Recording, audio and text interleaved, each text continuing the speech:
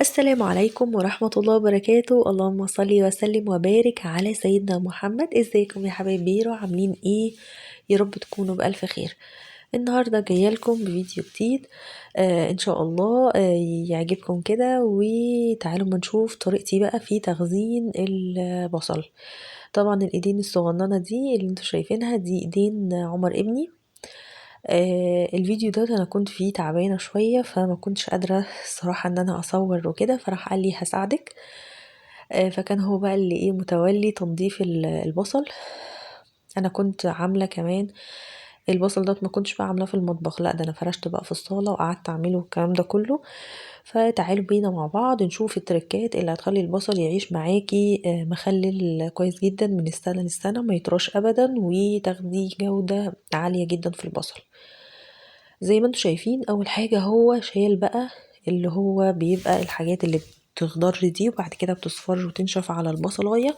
هو شالها بالمقص وقصها بالشكل دوت. طبعا فيه هتلاقوا اختلاف في الاحجام. وكمان انا في الوقت دوت كنت طالبة بصل اصفر، بس اللي جالي بصل احمر صغير، فمفيش مشكلة خللته. مش هتفرق اللون، بس المهم الطعم. وعلى فكرة هو لما بيبقى يخلل ويقعد في المية اكتر من فترة طويلة، يعني انا عندي بيبقى من السنة للسنة، فبتلاقي لونه افتح شوية عن اللون اللي انتوا هتشوفوه. المهم يعني، فانا خلاص نقيته، عملت في جردل كبير وجردل عندي صغير شوية. حطيت كل الكمية. الصغير حطيت فيه اللي هو الحجم الوسط والصغير، والكبير حطيت بقى فيه الحجم الكبير. يمكن انتوا شايفينه في الكاميرا ان هو كبير قوي، انما هو اصغر من الكاميرا بشوية. المهم عملت ايه؟ حطيت فيه مية وملح، والملح بزوده شوية، وحطيته من 10 ل15 يوم في المية بملح دي، بنفس الكفر الاحمر دوت. انا ما شلتش اي حاجة فيه وما عملتش اي حاجة غير ان انا بس قصينا اللي هو الحاجات اللي هي اللي بيبقى اخضر، اللي هو اخضر بعد ما بينشف بيبقى اصفر دوت، مش عارفة اسمه ايه.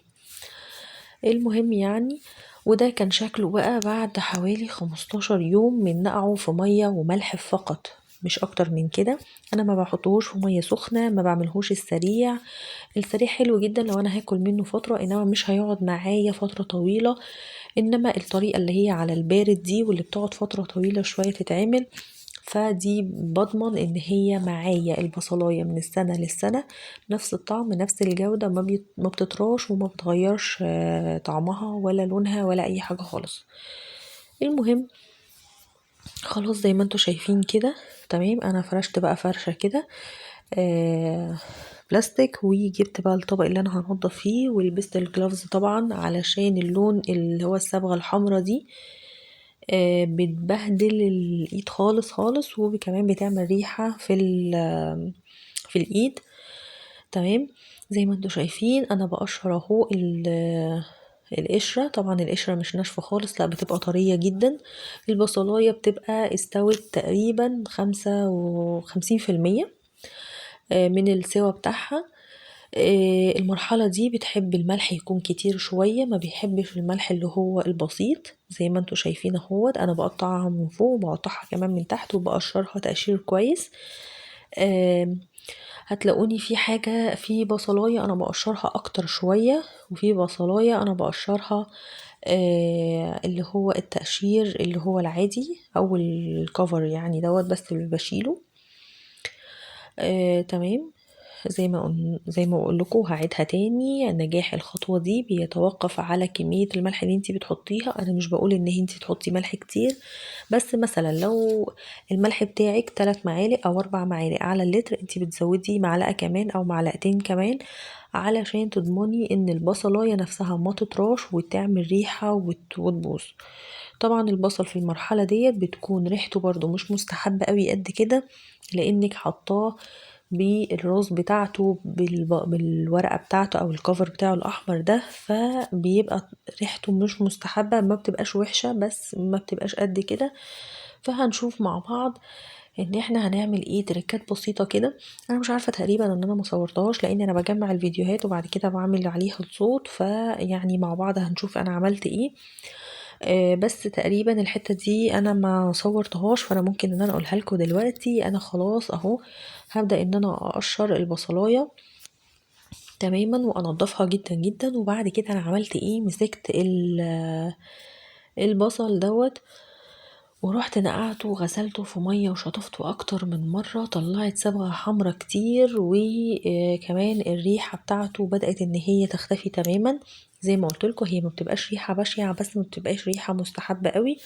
فنضفته كويس جدا وغسلته اكتر من مره. وكمان عملت بقى، حضرت في الوقت دوت هريسه الشطه، وحضرت الملح بتاعي، وحضرت الخل.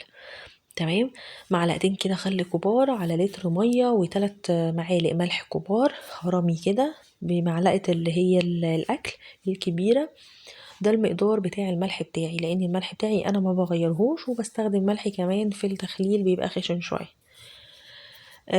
حطيت كل دوت مكسته مع بعض كويس جدا، وسقيته بقى كده للبصل عندي. تمام، وهو دوت كان المحلول النهائي، وقعد بالظبط حوالي من اسبوع ل10 ايام. وبعد كده كلنا منه احلى واطعم بصلايه مخلله ممكن تاكليها في حياتك. حبيت ان انا اسبق في الكلام هنا كده علشان نشوف هل انا صورت دوت ولا لا. لسه هنشوف، لاني فعلا زي ما قلت لكم انا بجمع الفيديوهات وبعد كده بسجل على طول، فساعات ببقى ناسيه انا صورت ايه. المهم زي ما انتم شايفين كده، انا مرضتش ان انا اسرع قوي المقطع ده. طبعا الكميه اللي انتوا كنتوا شايفينها طبعا كميه كانت رهيبه، وكانت انا مش فاكره انا كنت جايبه قد ايه، بس ما كانتش كده، ما كانتش يعني كميه يستهان بيها، لا كانت كميه كبيره. وحتى بعد كل الكميات دي هتشوفوا بقى البرطمان في الاخر ان انا حطيت فيه ما كانش برضو صغير، انما الكمية بتقل جدا جدا، والهادر شوية او اللي بيتهدر شوية من البصلاية مع القشر مع الراس والديل والكلام ده كله، هتلاقوا اللي اتبقى شوية مش صغيرين ومش كتير يعني. تمام كده، انا بقى عمالة بقى بتسلى ان انا اقشره براحتي وانضفه براحتي جدا. تمام، اللي بلاقي بقى فيها قلبها مش نظيف او طري زيادة عن اللزوم او فيها اي حاجة مش سليمة، طبعا انا بتخلص منها تماما، مش بدويها وانضفها، لا انا بتخلص منها تماما علشان ما تعدليش بقية البرطمان، ويبقى نظيف وكويس وطعمها حتى كمان حلو.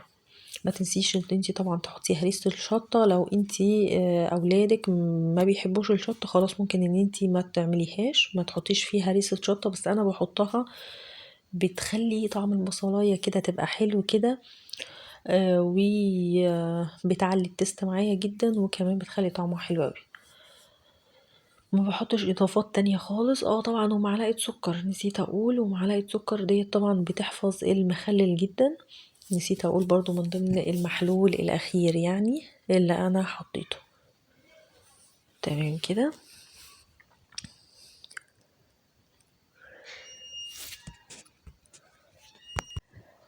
يبقى تعالوا بقى نعيد سريعا اللي احنا عملناه. احنا قلنا ان احنا هناخد البصل هنشيل الديل بس بتاعه دوت، او اخر البصلاية هنشيله بالمقص لو هي موجودة، وهنبدأ نحطه في البرطمانات بتاعتنا محكمة الغلق بمية وملح فقط. وهنزود المية شوية، الملح شوية علشان البصل ما يطراش، ونخليه من 10 ل15 يوم. يستحسن 15 يوم لو البصلاية عندي حجمها كبير، 10 ايام لو البصلاية بتاعتي حجمها صغير وما تستحملش ان هي تقعد اكتر من كده. تمام، بعد ما باخد 10 15 يوم بتوعي على حسب حجم البصلاية، وبزود المية بملح شوية، ويكون في حاجة مغلقة الغلق، محكمة الغلق كويس جدا. تمام، بعمل ايه، بجيبه زي ما انتم شايفين كده، بحاول ان انا اشيل الراس بتاعته واشيل الديل بتاعه. والميه هي زي ما انتم شايفين بتبقى كلها لون اللي هو لون البصليه نفسها، يعني لو كانت بيضه كانت هتبقى مصفرة عن كده خالص، مش هتبقى حمراء. تمام، ده الهدر اللي طلع من البصل، وده البصل اللي انتم شايفينه من البرطمان ده، بس لسه هعمل البرطمان التاني. احضر الميه وملح زي ما انتوا قلتلكوا، وهرس الشطه والسكر، وهحطهم كلهم مع الميه المسبقة الغليان وباردة خالص، وهحطها في البرطمان زي ما انتوا شايفين، وبعد كده هسيبه من اسبوع ل10 ايام وتاكلي احلى بصل، وهتستمر من معاكي من السنة للسنة.